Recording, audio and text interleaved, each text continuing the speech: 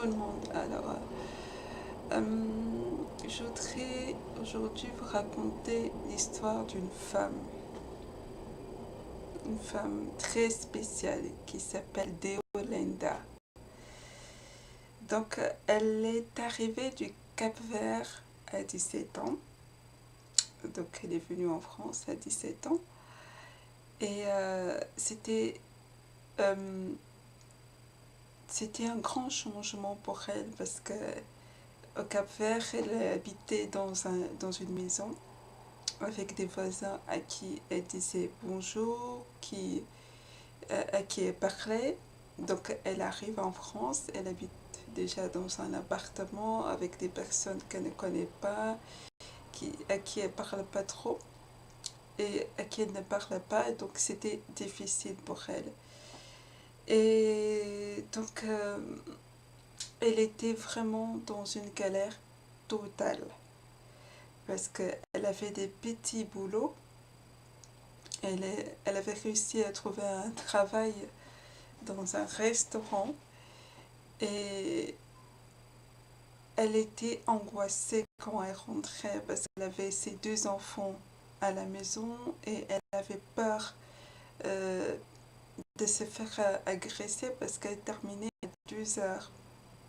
Ce travail-là est terminé à 2 heures. Donc elle était angoissée en rentrant avec ses deux enfants qui étaient à la maison et elle avait peur de se faire agresser. Et puis un jour, elle a décidé d'arrêter. Elle se disait, euh, je ferai n'importe quoi, mais je ne me laisserai pas marcher dessus. Donc c'est avec cette pensée qu'elle a réussi à trouver un emploi de femme de ménage, un ménage-service à Amiens. Donc, euh, donc elle, quand elle arrivait là-bas, quand elle arrivait là-bas, elle était seule avec ses deux enfants. Elle était dépressive. Elle était asphyxiée. Euh, elle n'avait rien. Elle se considérait comme n'étant rien parce que tout tombait en ruine dans sa vie et même pour crier, les mots ne sortaient même plus de sa bouche. Et tout tombait en ruine. Donc elle n'avait pas de machine à laver, elle n'avait pas de gaz, elle n'avait pas de, elle n'avait même pas de sécurité sociale. Et son fils lui disait, euh, t'inquiète, ça va aller maman, ça va aller, on va s'en sortir. Et son fils qui lui disait cela n'avait même pas de chaussures à se mettre. Il n'avait pas de chaussures à se mettre. Et donc elle est arrivée à un ménage-service dans cet état. Donc elle avait peur des gens. Mais les encadrants de ménage-service à Amiens ont su la rassurer en lui disant qu'elle serait dans un premier temps formée avant de commencer à travailler. Et donc elle a commencé, elle s'est lancée donc. Euh, elle a commencé à fidéliser ses clients et à s'ouvrir aux autres. Et comme elle habitait dans un appartement, son rêve c'était d'accéder à une maison comme elle avait dans son enfance. Et les gens lui disaient le métier de femme de ménage, c'est euh, c'est pas un métier qui au nord, c'est pas un métier. Qu'est-ce qu'il disait que c'est pas un, attendez. Euh,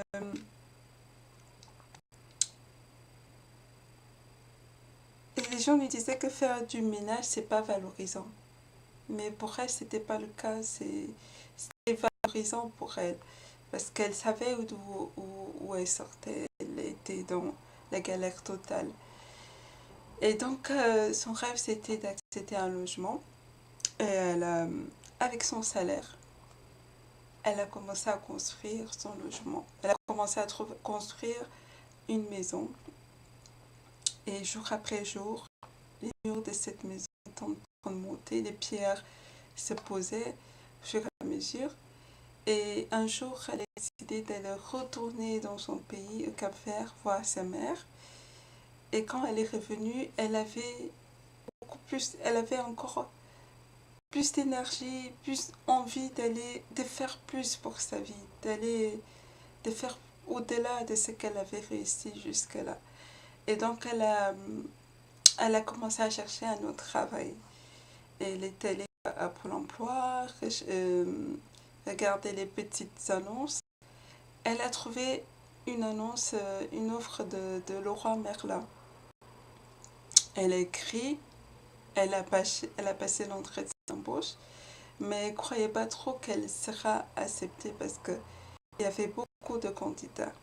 Et puis un beau jour, son fils reçoit un coup de fil et son fils lui dit, elle n'était pas là, quand elle revient, son fils lui dit, voilà, j'ai reçu un coup de fil de Leroy Merlin, tu dois les rappeler d'urgence. Déjà, cette annonce l'a remplie euh, d'une immense joie.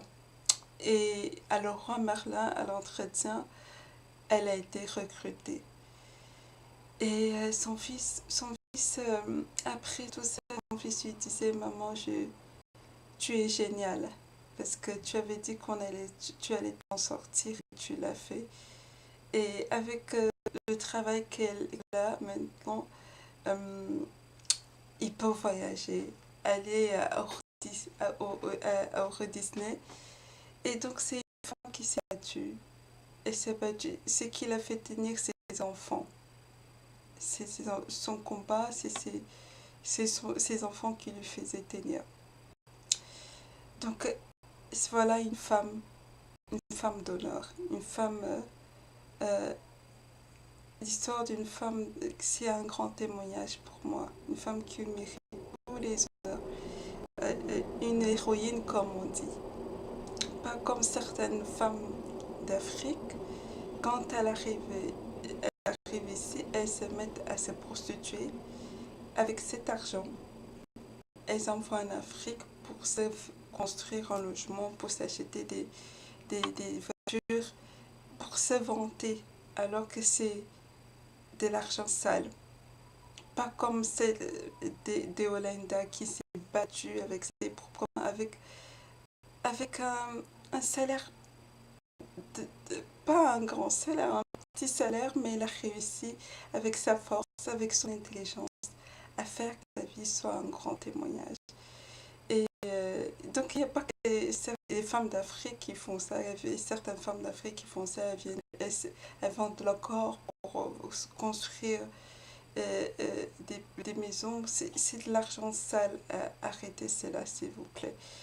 Et il n'y a pas que les femmes, je pense qu'il y a des hommes aussi qui doivent se comporter comme ça.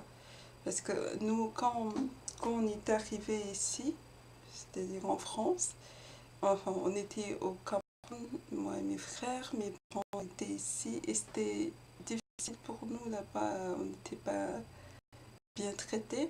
Donc ma mère est venue nous chercher et l'ambassade de France a accepté de nous faire un regroupement familial. Donc on a voyagé, mais on n'a rien payé, les billets étaient payés par les billets étaient payés par l'ambassade.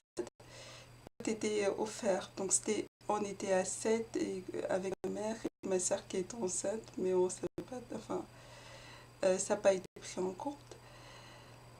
Parce que la grossesse ne se voyait pas. Et donc on a voyagé gratuitement, nous tous ici. Et quand on est arrivé, on a rencontré les amis de ma mère.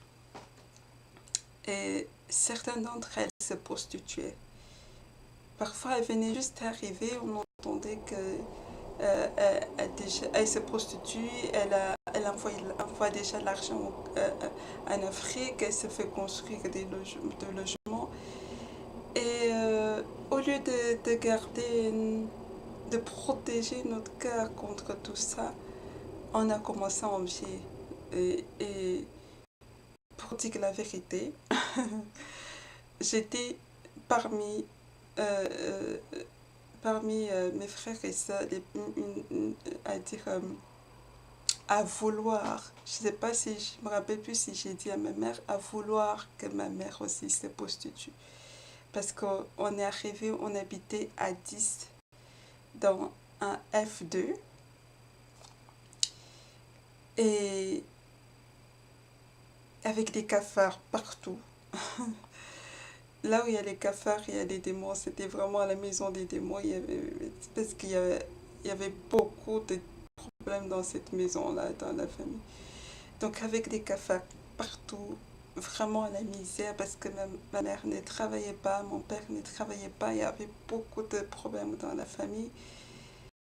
Et j'étais parmi, je sais pas, parmi mes frères et sœurs à vouloir, et même peut-être que je l'ai dit à ma mère de le faire. Mais grâce à Dieu, ma mère n'a jamais voulu le faire. N'a jamais fait. Grâce à Dieu. Et donc, je voudrais vous conseiller, vous enfants, ne pas agir aussi avec vos parents, avec votre famille. Encouragez-les à plutôt à retourner à l'école, à, à étudier, à, à trouver un travail pour gagner l'argent avec euh, la force de la bras plutôt de la tête. Au lieu de gagner l'argent sale, ne faites pas cela. Enlevez en vous, faites disparaître en vous une telle mentalité. Et invoquez Dieu. Invoquez Dieu jusqu'à ce que vous êtes, même si parfois on n'avait pas mangé, hein, non seulement, et parfois enfin, on allait demander à manger dans les restaurants du cœur. Euh, C'était pas évident, c'était compliqué, mais c'est pas une raison de pour envoyer quelqu'un se prostituer ou se prostituer, c'est pas une raison. Et ne faites pas cela. Donc, je voudrais que l'histoire de cette femme, Deolenda, parle à ces femmes qui se disent, qui sont avec la petite copain, qui se disent, ah, je peux pas le quitter parce que nous avons un enfant et je veux que mon enfant euh, soit avec son père. Il n'y a pas de problème si son père demande le mariage, il n'y a pas de problème. Mais s'il ne veut pas de vous, faites comme cette femme-là qui s'est battue. Mais pour moi, c'est un grand témoignage. Elle est partie de rien. Avec rien, elle a réussi. Elle se considérait comme rien. C'est ce qu'elle dit, elle se considérait comme rien. Et se considérant comme rien, n'ayant rien, elle a réussi à faire de sa vie un grand témoignage. Avec le peu fait d'immenses choses. Imagine, on lui donne encore plus. Dieu lui donne encore plus, et ben, elle va faire des choses qui impressionnent le monde. Donc, si la personne avec qui vous êtes ne veut pas de vous, battez-vous, vous allez y arriver. Avec l'aide de Dieu, Dieu est le Père des enfants, il va vous aider, il va vous donner tout ce qu'il faut. Donc, mais ne donnez pas des excuses. Ah, pour moi, c'est excuse. Donc, je veux dire que cette histoire parle aux rugbyman qui se prennent en photo à moitié nus. Voilà une femme qui vous montre que c'est pas la bonne voie à suivre. Elle était plus mal que vous. Elle était dans la galère totale. Mais elle s'est pas laissée faire. Elle n'est pas laissée faire prendre en photo pour nourrir. Pour se nourrir déjà elle-même parce elle avait besoin. Elle n'est pas laissée faire prendre en photo pour nourrir ses enfants. Elle s'est battue pour garder sa dignité, garder son honneur, pour travailler avec ses propres mains, avec son intelligence. Vous aussi faites de même. Travaillez votre physique, travaillez votre mentalité, votre intellect, travaillez tout cela, et travaillez votre capacité à marquer les buts et demandez l'aide à Dieu de vous aider à marquer, à gagner toutes les matchs qui vont vous permettre de gagner l'argent et qui vous mettront à l'abri du besoin. Et surtout, n'oubliez pas de faire du bien autour de vous. Dieu vous donne pour vous aussi, pour que vous en donniez aux autres. Parce que ce que cette femme a connu, je l'ai connu aussi. J'avais pas de courant, j'avais pas de machine à laver. Puis, pendant plus d'un an, je lavais à la main mes vêtements, les vêtements de mon fils. J'ai même fait une vidéo sur ça, sur YouTube, vous pouvez voir. Je ne, je n'avais pas, parfois le frigo ne marchait pas puisqu'il n'y avait pas de, il y avait pas de courant.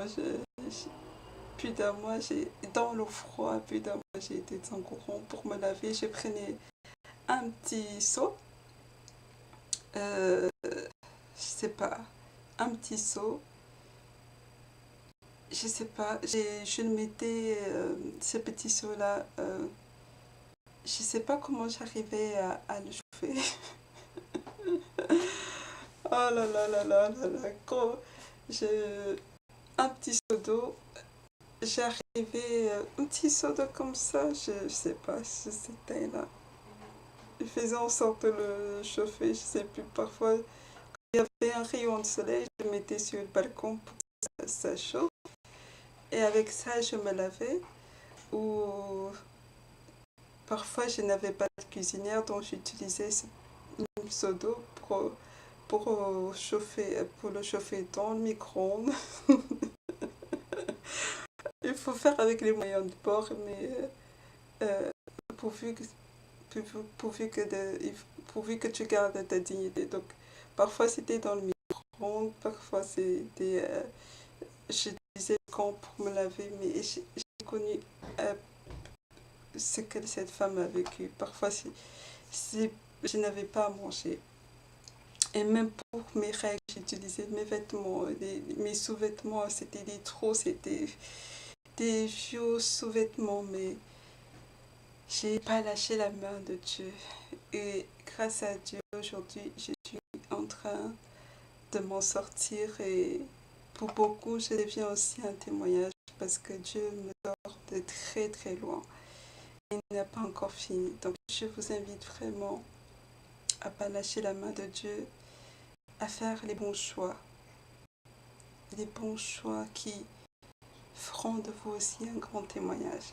Voilà, c'était mon message pour aujourd'hui et j'espère que ça va vous aider, ça va vous éviter des ennuis, ça va enlever la honte sur votre vie et surtout n'oubliez pas, Dieu nous aime. Dieu a pardonné nos péchés par le sang du Seigneur Jésus-Christ, mais il attend de nous qu'on change. Voilà, c'est mes derniers mots. Bonne soirée, au revoir.